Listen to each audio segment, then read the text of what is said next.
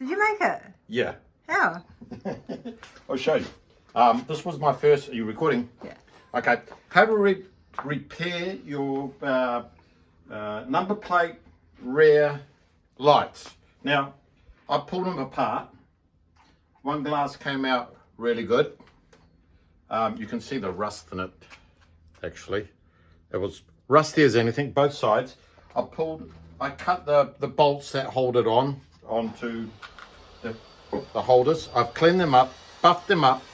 One of these is near enough perfect, if you can see just on the inside there. The other one, the one with the broken glass, is this one. I've sprayed silver paint in it. I put some anti-rust in it, wire wheeled it, anti-rust, and then I put some silver in it to preserve it. And they're opaque glass anyway. And if I push it right up, it might crack again. But I have, it's not going to come out now, is it? Oh, it did without breaking. So, Glass or plastic? no, that's glass. Okay. Now, what I've decided to do, and I've been scratching my head, is I got this, I got that. This is just the lid of some bog, turbo bog. And I sit here, it doesn't take long. I'll warm it up till it's really floppy. I used the bigger hammer before to get a bigger, and I think the bigger hammer is going to work better. But I thought I'd get the little one so I can get more of a bigger cup in it. And I'm going to heat it till it starts getting really floppy. Because it's opaque glass in there anyway. And new reproductions of these are £75, which is a hell of a lot of money. So all I do is put it there and close it over. Oh, look at that. Look at that. So let it basically cool down. There it goes there. And this will probably fit over my globe too. Oh, look at that. So we trim it off. Oh, and it's hot.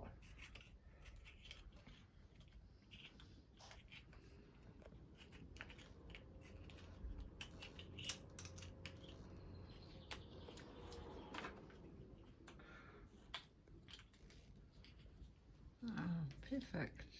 Put it in there. I think the other one might be slightly better fit. The bigger one. Because I can actually push it in. But I need it to be a little bit harder. Anyway, let me get it out. Because I'm not centered. If I can center it in there.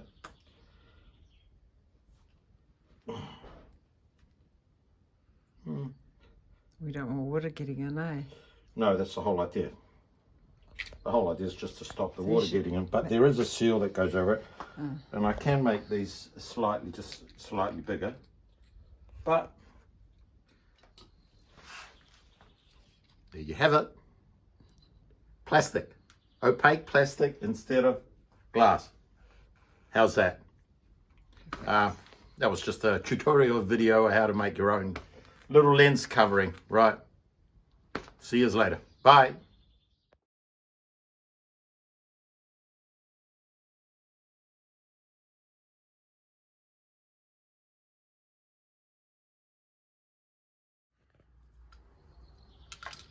Hi people, ladies and gentlemen, boys and girls. It's the whatever it is of January. Just a little update, and I've got another little clip to follow this. My car, I've done all the installation, and I've put my mass plastic rubber down on top, and I'm waiting. I think this week I'll get my hood lining done. I've got a specialist coming in. I'm sure I can attempt it myself after you see what I can do, and put that in. So then after that, I can actually put my door rubbers on and then start organizing my, I've got my heaters to go back in. They've all been overhauled and ready. I call them stations. I've overhauled station section by section. I've got my new indicators in, and I've got my new ignition barrel in. And today I put my front stabilizer arm in, and I didn't have any black paint for some reason, so I sprayed it silver. I should have done it red really, shouldn't I? I've got these chromes on, and all the doors have been assembled, and I've started this vinyl in here, which you're not going to see. No matter what I do, I can't seem to get the crease out of that one, but the seats sit hard up against there. So all you see is that trim there. You won't even see that because the door rubber goes around that. I've done the other side. The other side came out really good. That's what was in the car originally. Now I have to find out whether I have to put a foam backing on that. Might need to. I've ran through the roof line on this side cables, a coaxial for a stereo, speakers wires for a stereo, and a power feed if I decide to put an electric aerial. I also found this little black trim rubber and put it in, and I've been overhauling my little tail lights, number plate lights. These were crusty and rusty. They came out really good. And there's my little workstation bench here. Total mess. This is the other one. I had it on for half an hour because I made, when I was pulling it apart, I could not save the little glass inside.